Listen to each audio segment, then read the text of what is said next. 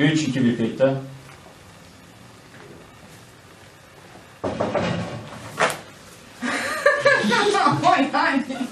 Ne oldu kızım? Tamam. Nasıl? Bu iyi mi? Bu... Tamam. Ama niye bunu yapıyorsun bana ya? 3. Bir dakika tamam Kestik. hadi. Kesme. Acalıyı sen kaldığınız yerden. 3, 2, 1 kayıtta. Acıya bak, evet. Gel abi.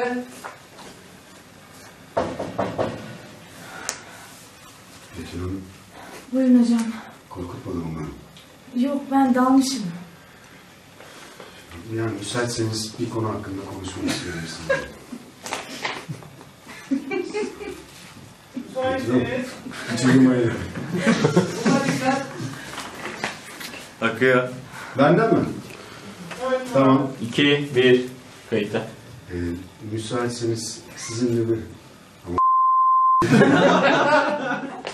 Gidecek şimdi kır ne olur gidecek. Tamam. Akıyor.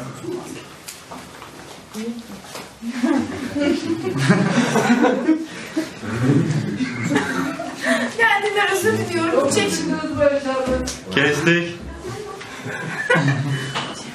Hocam kulaklarınız oluyor. Evet. Sonra buraya geleceğim. Zehracığım. Siz oradan yine yerleşmenizde. Kayda giriyoruz. Kertenkele hayranları ekran başına sevilen dizinin kamera arkasından çok özel görüntüler Dizi TV farkıyla geliyor karşınıza.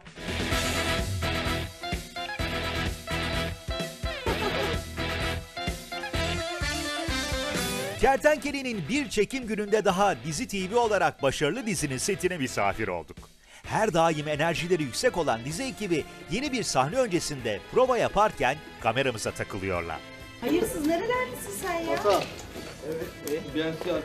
Vay be yıllar sonra döndün demek. Bundan sonra mı? Evet Halil'den sonra söylüyorum. Tamam. Öyle deyince oluyor. Kara Para Aşk'ın Taner'i olarak ATV izleyicisinin tanıdığı Serkan Kuru, Semih karakteriyle dizinin oyuncu kadrosuna yeni katılan isim. Sufle vereyim mi hocam? Vallahi iyi olur. Ama böyle olmaz. Daha ikinci günün hemen sufleye geçtin yani. Hadi buyur. Hem çok şoktayım hem de gözlerim kamaştı. Timur Acar'ın takıldığı Serkan Kuru, dizide Ziya ile Zehra'nın arasına giren kara kedi olacak. Güzel bayanlar. Hoş geldiniz. Canım. Hoş geldin. Ne haber senin? Tipe bak. Canım hoş geldin. Neredesin sen hayırsız? Aramadı da bak şıp diye geldi tipe bak. Vay be yıllar sonra geldin demek. Vallahi yıllar geçti ama sizde değişen bir şey yok. Timur Acar, İmam Ziya rolünde ama setin hocası bir başka isim. Hocam. Abi bu istikametten göreceğiz. Tamam. Buradan yapacağız onu. Böyle gel baba, buradan girersin. Evet. Şimdi sarılma kısmı. Ekran başında bir çırpıda izlenen sahnelerin ne kadar detaylı çekimler sonrasında oluşturulduğunu her fırsatta sizlere iletiyoruz. Tıpkı bu karşılaşma sahnesinde olduğu gibi. Güzel bayanlar. Hoş geldiniz. Güzel bayanlar. Hoş geldiniz.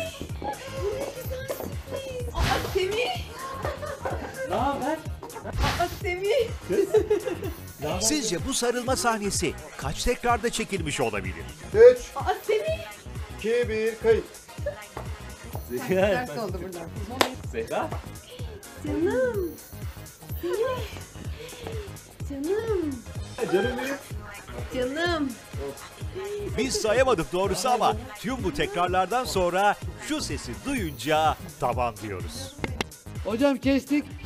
Cumartesi akşamlarının en çok izlenen dizilerinden biri olan Kertenkele 10 bölümü geride bırakırken Timur Acar'a bu başarının neler hissettirdiğini soruyoruz. İşe başlıyorsunuz. İş işte devam edecek mi, etmeyecek mi, insanlar sevecek mi falan. Tabii onun kaygısını yaşıyorsunuz.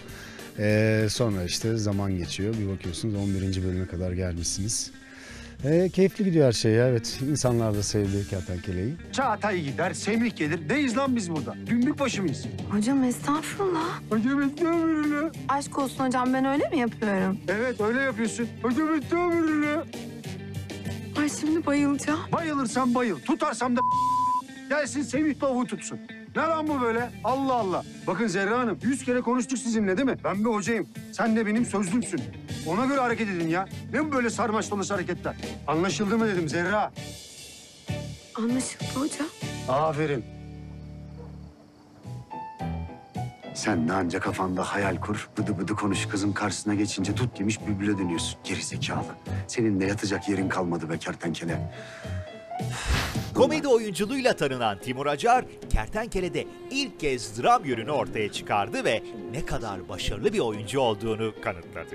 Kabul etmemdeki en büyük sebeplerden biri de oydu.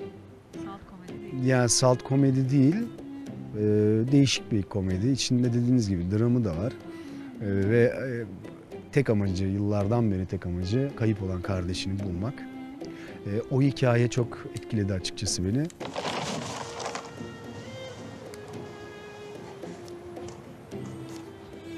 Kulağını kapayacaksın. Bırak o zaman. Bırakmam. İnatçı keçi.